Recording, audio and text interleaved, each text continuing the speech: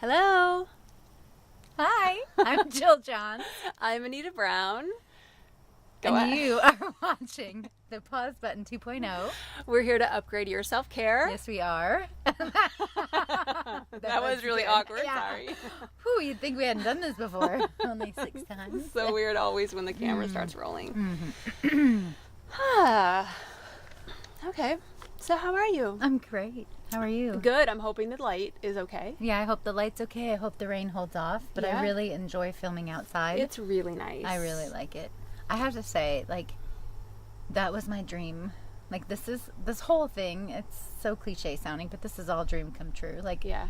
I wanted to be sitting out here having conversations and sharing them with the world. I mean, it's just coming up on a year that you got this property, right? Not even, yeah. It's been 11 months. Yeah. Look at what happens. It's possible. So speaking of happiness, Yeah. today we're, talking about the fact that it seems to be the pressure, the social acceptability that happiness is the goal. Right. And I don't buy it. It's not our goal. Mm-mm. And we have it in our manifesto. Yes. We say in our manifesto that the goal is relief, not happiness. Mm-hmm. And that has created a little bit of brouhaha amongst We've our gotten listeners. some feedback about it. I don't know if it's brouhaha yet. That's more exciting. Maybe it's brouhaha in people's minds. Yes. Well, it's brouhaha enough that they have pointed it out to us, that they're curious and interested in exploring it further. And it's interesting because on one hand, I got some feedback that was really good. Like they liked that. They liked that relief was the goal and not happiness. Mm-hmm. And then we got some feedback that peace and fulfillment, which is the same as happiness, was the goal of self-care, or for that person was. Right. And I think it's fun to explore. I think it is because we crafted that sentence on purpose. We sure did. And so when did you tell me your happiness story? Like when did you decide that happiness wasn't the goal? Well, I was raised, as we talked about in some previous podcasts, that happiness and cheeriness and pleasantness was socially acceptable, and anything less than that was not. Right. Which created a lot of disaccord within me about what happens when I have some other emotions. Does that mean I'm not good? And then for me, the seed was planted. I'm a follower, listener of Abraham Hicks, and the concept of we're actually seeking relief is what we're all seeking as humans.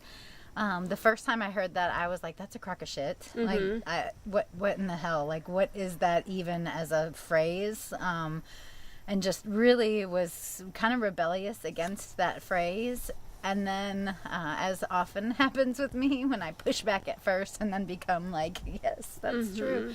Now I really understand what that means. It's saying, it's not going, if I'm angry right now, I am not valid once I am now happy. I can be angry right now, and the next thing that I need to do is seek relief from that anger. And once I feel that relief, it feels like a success. And that's been the exposure to it from Abraham Hicks is where the seed got planted for me, probably 5 years ago. Yeah. How about you? It's similar. So I think because we're Minnesota nice, right? So, and probably it's just like our society. Shout out to Minnesotans. Hey. It's probably our society in general that it's like the pursuit of happiness is the thing, right? And so happiness seems like that's the goal because we're pursuing it. But in my family, my mom always was like, I just want you to be happy, and I think it was her way of like, whatever we want to do is fine with her. However we want to be in life is fine with her. As long as you're happy. Yeah, she just wants us to be happy. And so, and of course, I was depressed, and so I wasn't doing it. I wasn't doing it right. Uncheck the box. Right. And so I kind of felt like a failure. It's like basically happiness is the goal. And if you're not happy, then I like I keep failing at getting this emotion.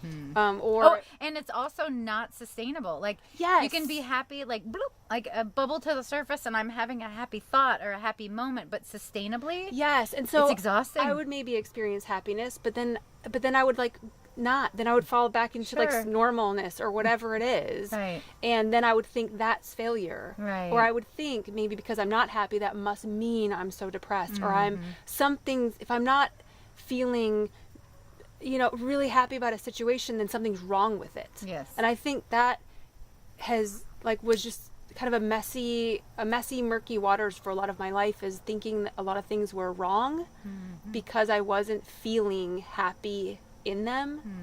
And I don't think that's necessarily got to be the truth. Right. I think about people like, oh, you make me so happy, or in relationships, trying to make sure that the person that you're coupled with is happy. Like, it's an exhausting, depleting exercise to try to pursue happiness for other people as well. Yeah. I want to go further with you on what that felt like when you were like dropping back off from the happy blip. Well, I mean, so it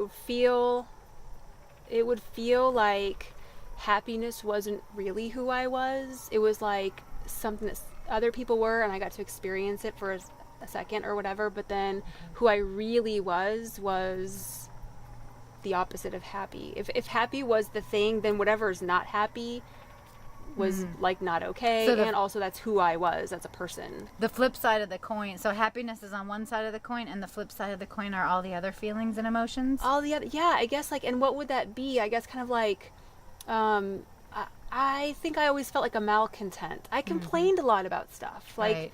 I was fearful, and so I complained a lot about stuff, and I also suffered depressions, and when you deny your emotions, when you deny every emotion but happiness, you kind of feel depressed about things, right?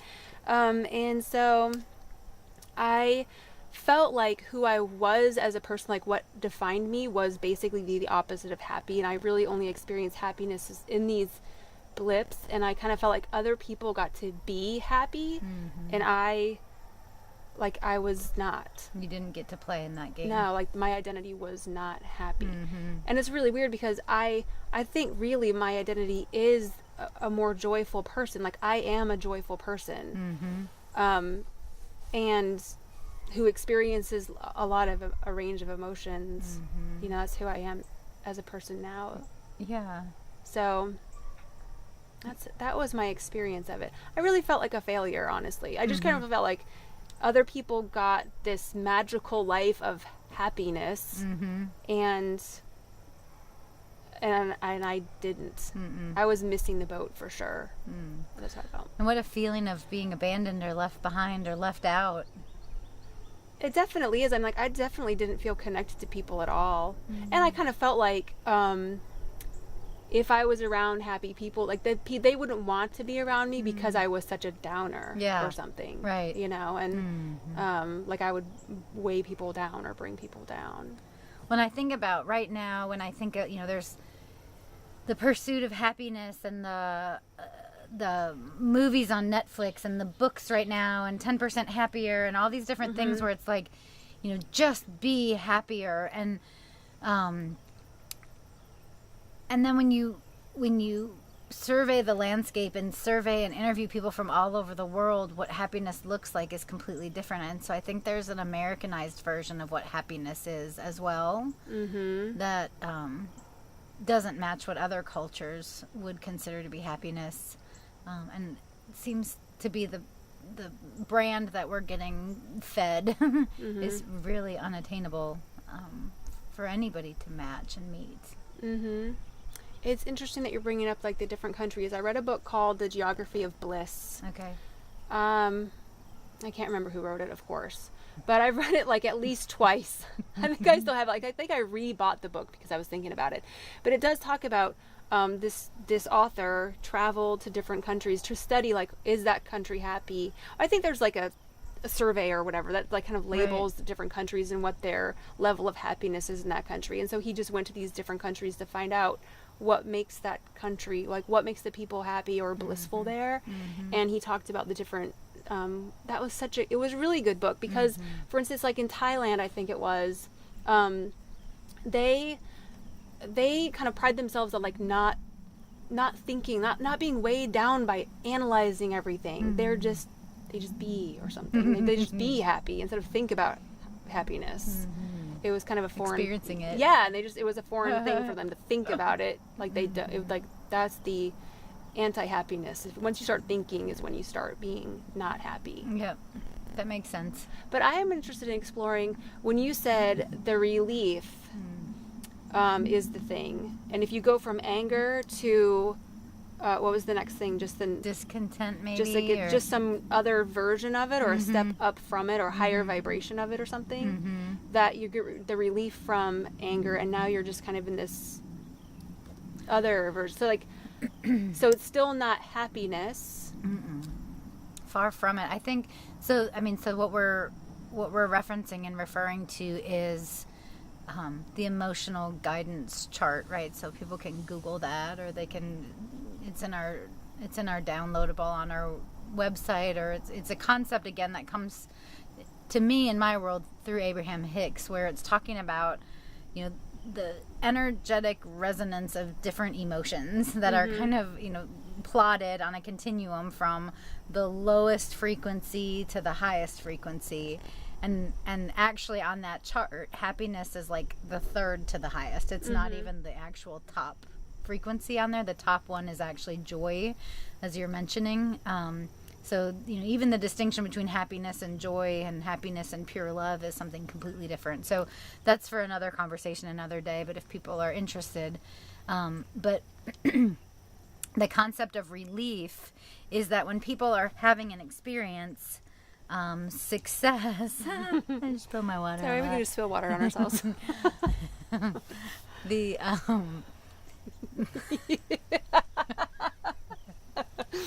okay, we're just gonna laugh about that for a second.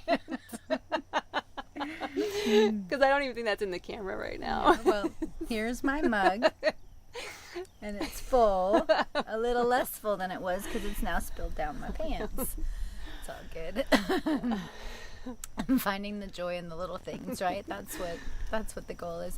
So relief, the concept of relief is, you know, so when we're, you know, we'd love to hear people's feedback on this. Like, how do you define happiness? How do you define relief? How do you define peace and fulfillment and joy and happiness? And acceptance even of those things. Yeah.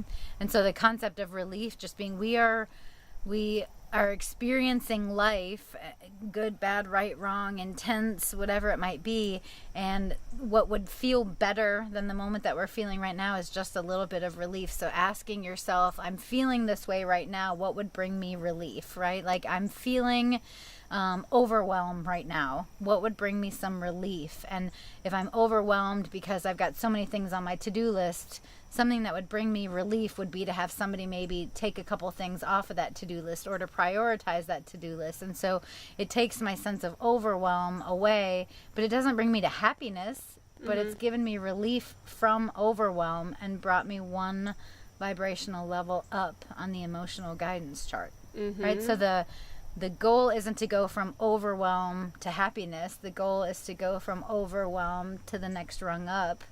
And that's where the relief feeling comes in. And that's when we feel better, which is the goal. The goal is to feel better. Okay, so I'm hearing, I guess I'm visualizing two things. One is, how are we as an overall person? Like, are we a joyful person? Are we optimistic? Oh, sorry, something's really buzzy. Are we pessimistic? Sorry. Oh, this is funny. Are we like pessimistic or fearful, or I don't know, something? Our overall, what is that? Our state? Energetic resonance. There's like state versus emotional trait resonance. Stuff, Yeah. Right? Like how like what your set point is. Right. Yes. Okay, so there's that version of are we happy or not? Yes. Or whatever. But then there's item specific, right? The trait type of stuff. So like you might be overwhelmed with a workload. What will bring you relief from that thing, right? Yes. I might be really pissed off at my kids. What's going to bring me a little bit of relief from that, so I don't have to keep stewing in anger or something, right? So maybe just clarifying, like, where are we talking about our overall goal is like relief as a state of being, or you know, like certainly we want to be passionate, you know, joyful people who experience a range of emotions, and when we experience those range of emotions, we can find relief with certain self-care practices, right? Well, I think what we've been exploring week after week has been that all emotions and all feelings you have the right to them. You have the right to have them. Do we want to stay in those different emotions? Some maybe more than others, but it's really, again, back to that whole concept of like, you're the expert. It's your choice. You get to say, like, if you want to stay pissed off for 3 weeks, that's really your choice, right? But the flip side of the coin of being pissed off for 3 weeks isn't happiness. Right. The flip side of the coin from pissed off for 3 weeks is a little bit of relief, right? That's again, going back, that's my philosophy, that's my goal, that's my end game, right? I have released from myself this impending, looming belief that if I'm not happy, I'm failing. I'm doing something wrong. I'm not going to be accepted. I'm not going to be loved. I'm not going to be supported. And I know that I'm having that awareness of my own emotions situationally, based on the topic, based on, you know, the time of day, and that when I feel like I'm pursuing something, what I'm pursuing is not happiness. I'm pursuing relief. So yeah, I don't think we're talking about your like set point, your where you're set on a constant. It's in experiencing of the emotions and an experiencing of life, that we're all seeking relief from whatever it is that we're seeking.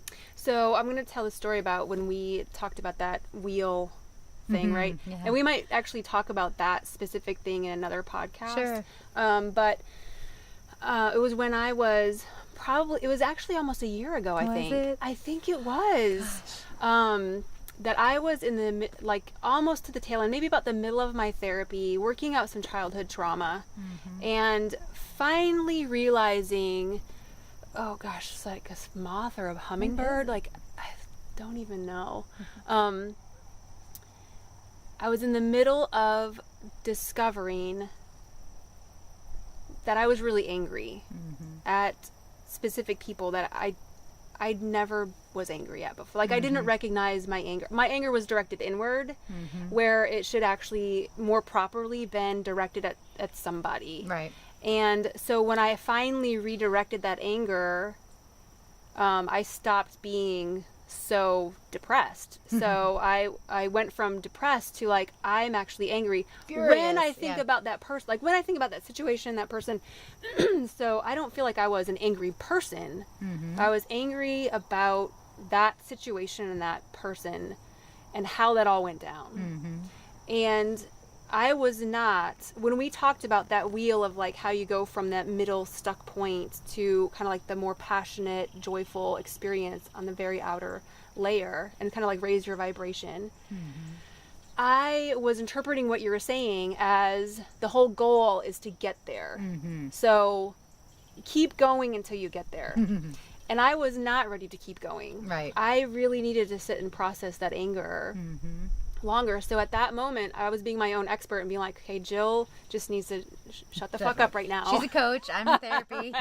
Yeah, like she's a not charlatan. my coach. Yeah, Let's just shut her down a minute. And I was like, I need to hold on to that anger, and I'm not ready to let it go yet. Right. And so, so that was what was right for me, was to keep that anger around until it told me enough information that I needed to be able to then move maybe to the next stage of relief, which was rationalization, some sort of an acceptance of things, and then out to like maybe forgiveness, and then out to whatever else, to where I can kind of process it even more. But at each stage of, it wasn't like go from depressed to now I'm happy, Joy, or whatever. Or that's not feasible. The way that I think Abraham talks about it is that would be like taking a curve at 90 miles an hour, and so you're gripping the wheel and you're afraid you're gonna like fly off the road and whatever. It's like out of control feeling would be to go from the depressed rung to the joyful rung. It doesn't make sense. But to slow down and maybe take the curve at 10 miles an hour, 15 miles an hour feels in control, and that's kind of what going one rung at a time.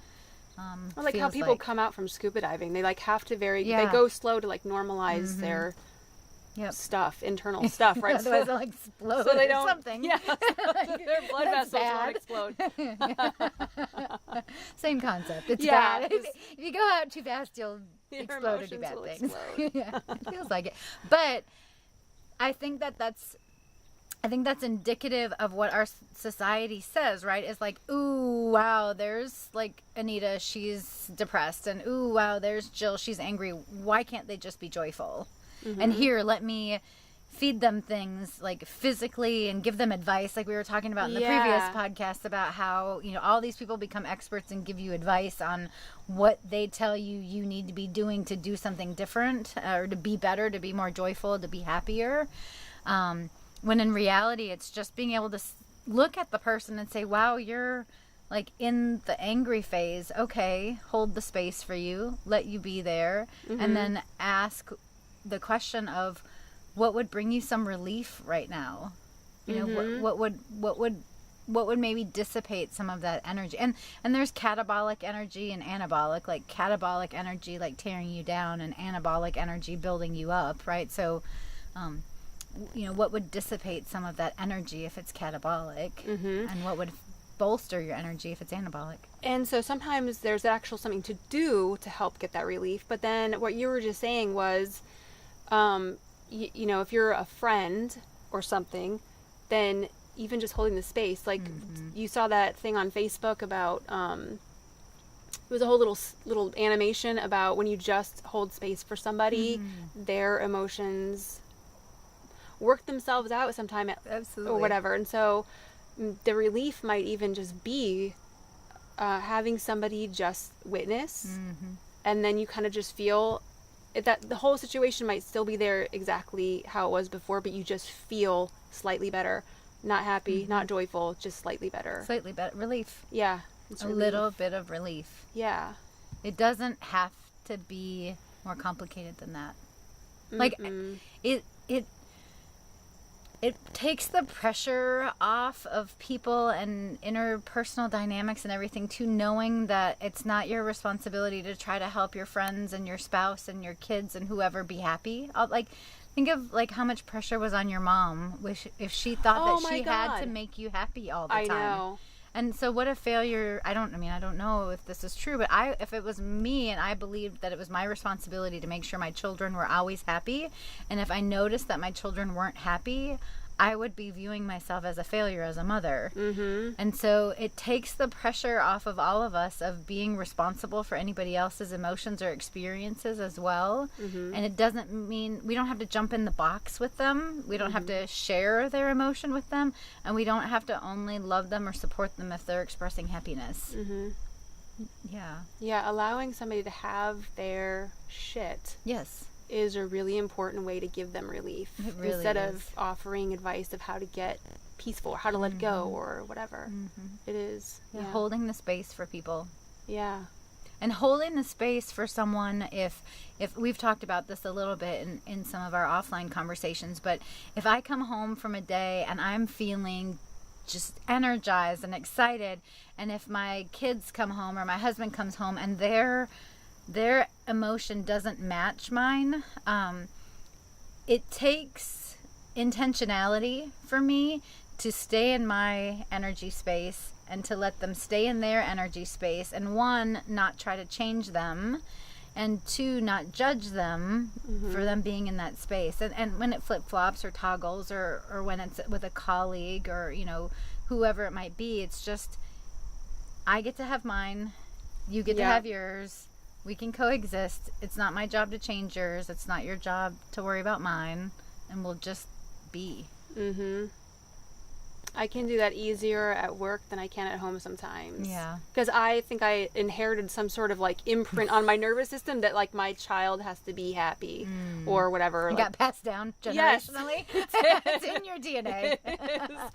And so I'll find myself parenting my kids like my mom parented me a little bit. Like kind of like if they're not experiencing, if my oldest one is 13, so he's entering teenagehood, right? And so if he seems like not very excited about life, I'm taking that personally. Like I haven't done my job as a parent to just make you be a joyful, passionate person about stuff.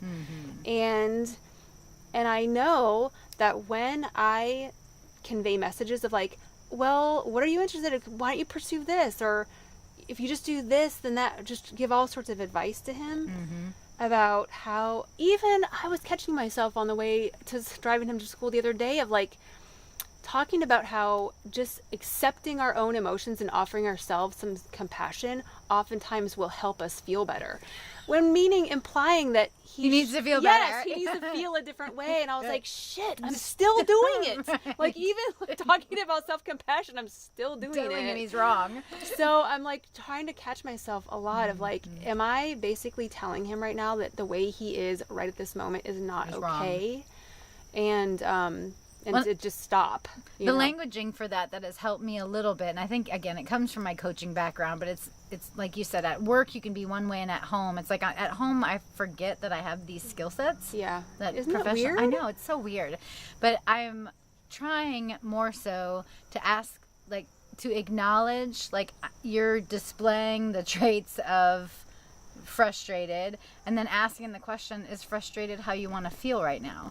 And if they say, yes, I want to feel frustrated, then good, you're a match, right? And if they say, no, I want to feel relief, or I want to feel peace, or I want to feel happy, then asking, like, so what strategies or what's working for, it's like, I know it sounds so coachy and it sounds so hokey, but it really is just saying, like last night I was pissed off, and it's like, if somebody would have come to me and said, you just need to be happy, like, that would have just pissed me off even more. Or if somebody says like, Jill, just let it go. Don't be so, why are you so angry? Yeah, it's like, well, okay, if somebody would have said like, you're pissed off right now, how do you want to feel? And that would have been a lot better of a response to my emotion versus somebody unsolicitedly coming to me and telling me what I could do to be not angry. Well, and it really makes the person be like, if I said, Jill, it seems like you're really pissed right now. Do you want to be pissed right now? It really makes you be aware of this present moment. Like, oh, there's a choice, and I can choose to like say, yes, I really am pissed, and I need to stay with it, or you can be like, no, I really actually don't want to be pissed right now. Or like my daughter right now is like feeling overwhelmed. She's a freshman in high school. Just stuff. There's swirl, and she is verbalizing, I am feeling overwhelmed, and I don't want to feel overwhelmed. So she's like, she has opened the door, and she's able to express how she's feeling, but she's also letting me know that this is not how she's wanting to be feeling, and so that is her way of being able to say, please help, right? Versus if she was just in the car acting and behaving overwhelmed, and I started imposing and saying, well, here's what you can do to not feel so overwhelmed, that wouldn't be welcome in that situation. Right. So it's creating the space to allow people to ask for the help, and then helping them figure out what would create relief. Like, Zoe, how you're feeling overwhelmed right now, what is something that would give you some relief? And asking that question, not saying to Zoe, you're feeling overwhelmed, why can't you be happy? So what if you said, it sounds like you're overwhelmed, is that how you want to feel right now? What if she said, well, no, but I don't, blah, blah, blah, blah, blah, I can't, there's no other way to feel. Like, what would you say? Now I'm asking you, Coach, I really want to know. Like, I need to take this home to my kids. So for me, it's always turning it back, because I don't ever have the answer for anyone else ever. Like, that's that whole, I am my own expert in my own journey. So if she doesn't know at 15, which I don't know that I would know, it's still asking the open-ended question, well, what have you done before that's given you some relief, or what's worked for you in the past, or what have you tried before that works or doesn't work? She's at the phase, right? Like, she came to me yesterday and she was like, I'm feeling stressed, I'm feeling overwhelmed, I know that you use essential oils, so could you make me a roller blend that would be good for like stress relief that I can take with me to school and try, right?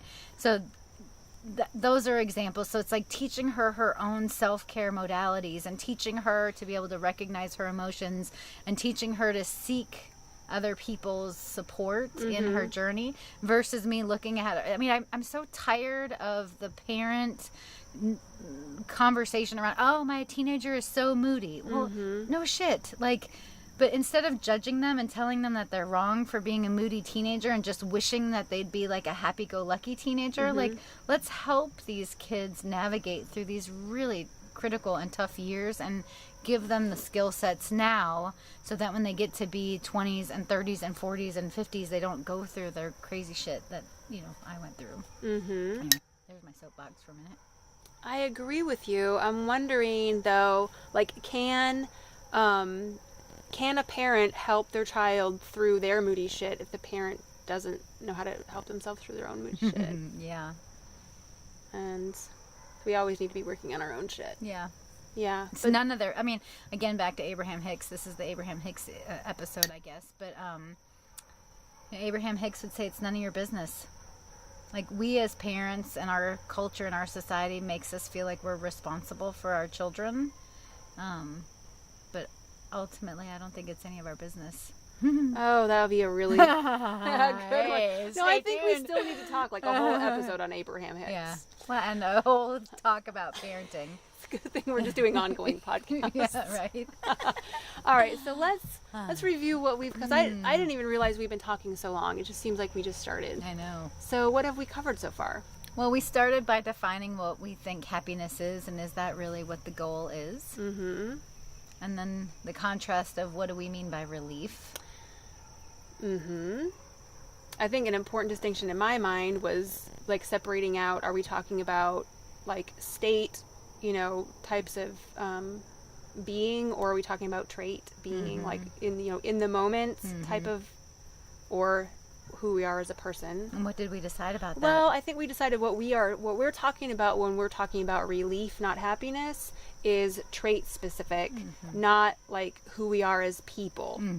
I think the more we work on trait specific things and learn how to provide relief through those things, the more we might become more peaceful, contented, joyful people. I don't know. Who knows? But if the person, I guess, is feeling like they want to be a happy, joyful person as a, what were you saying, like a set point, that probably we're not the ones that can make that happen. Yeah. Because we're not the experts on that. No. Well, and then I think we talked a lot about relational energy and traits, and what happens when I'm in a different place than my spouse, or what happens when I'm different place than my colleagues, and holding the space for people to have different experiences.